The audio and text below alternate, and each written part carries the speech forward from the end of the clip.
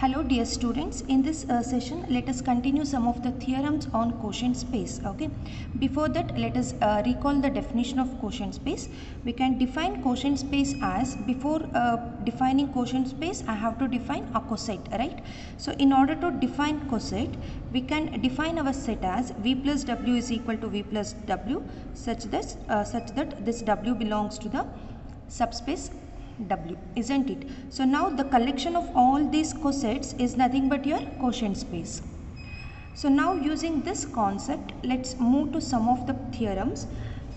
The next theorem is, the statement of the theorem says that if T is a continuous linear transformation on a normed linear space n into normed linear space n prime, and if M is its null space, show that T induces a natural linear map.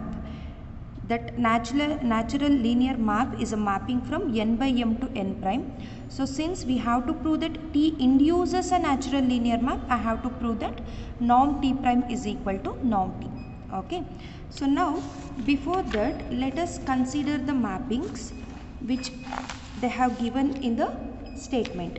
The first mapping is T from n to n prime, and the next mapping is from T prime, that is from n by m to n prime, right? So if I write this pictorially, it looks like this is my normed linear space n.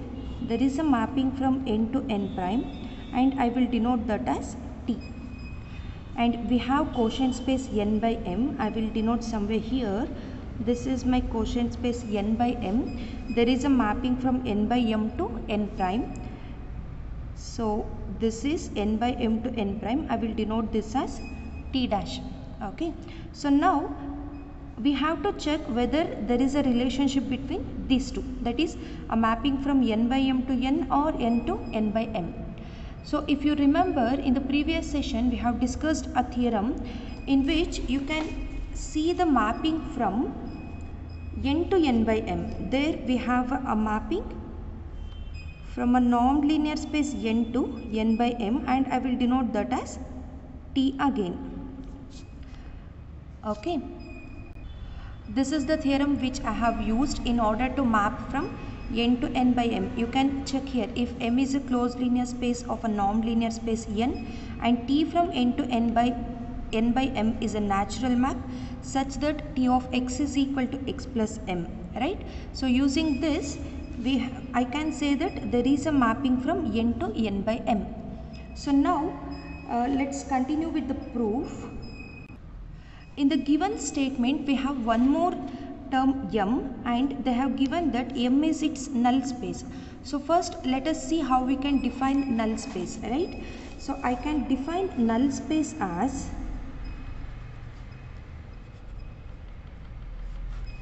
null space is nothing but a linear subspace of the domain of the map which is mapped to 0 vector.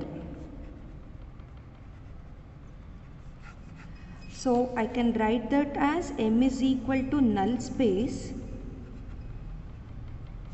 or null space can be called as kernel of a linear map. Okay, so we will denote that as kernel of linear map. Here it is T.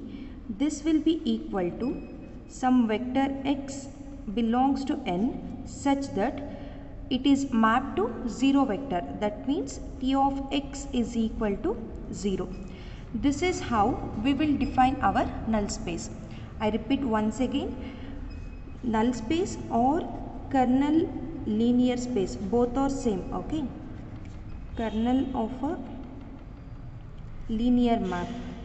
So kernel of a linear map is called as, or is also known as, null space, and it is the linear map, or sorry, it is the linear subspace of the domain, of the map which is mapped to 0 vector. Then you can say that M is a null space. So now first what we supposed to prove? We have to prove that it is induces, right? T induces a natural linear map. For that, first what I will do is since n by m is a normed linear subspace, I can define norm x plus m is equal to infimum of norm x plus m such that m belongs to m. Again, we are using this concept from one of the previous theorem since the data is matching here. Okay, I will call this as equation number 1. So now let's define a mapping T from n by m to n prime, which is given in the data such that T prime x plus m will be equal to T of x. I will call this as equation number 2. Okay, so now according to this statement, if I choose x plus m and y plus m, obviously these two elements belongs to the space n by m, and the scalars a comma b belongs to k, where k is your field. Right? Now let's check the linearity property first. So t prime into a of x plus m plus b of y plus m, this will be equal to, according to this definition, we can write this as t prime as ax plus m plus by plus m, right? So this can be rewritten as t prime of ax plus by plus m. So now use this definition, this will become t of ax plus by. Since t is linear, we can write this as a into t of x plus b into t of y.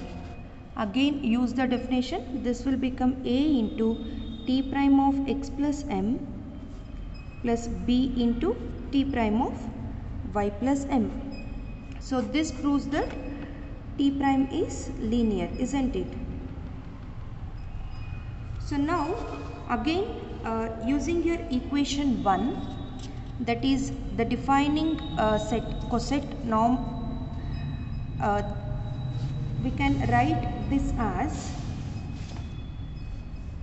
norm x plus m is equal to infimum of norm x plus m such that m belongs to m. So obviously this whole term will be less than or equal to norm x plus m, right? Now in particular, again as we have did in the previous one of the previous theorem, in particular I will choose m is equal to 0 and that belongs to the space, null space m. Okay, so this will become norm x plus m is less than or equal to norm x for all your x belongs to n. Call this as equation number 3.